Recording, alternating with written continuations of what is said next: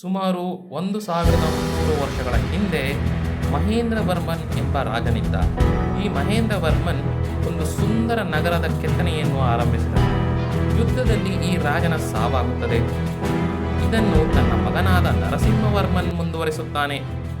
ನರಸಿಂಹವರ್ಮನ್ ಒಬ್ಬ ಮಹಾಮಲ್ಲ, ಗ್ರೇಟ್ ವ್ರೆಸ್ಲರ್, ಮಾಮಲ್ಲ. ಜೊತೆಗೆ ಈ ನಗರಕ್ಕೆ ಸಾಕಷ್ಟು ಕೊಡುಗೆಯನ್ನು ಕೊಟ್ಟಿದ್ದಾನೆ.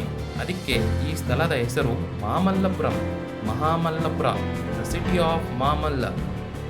ಈ ಮಾಮಲ್ಲನ ಸಾವಿನ ನಂತರ ಈ ಕೆತ್ತನೆಯ ಕೆಲಸ ನಿಂತು ಹೋಗುತ್ತದೆ.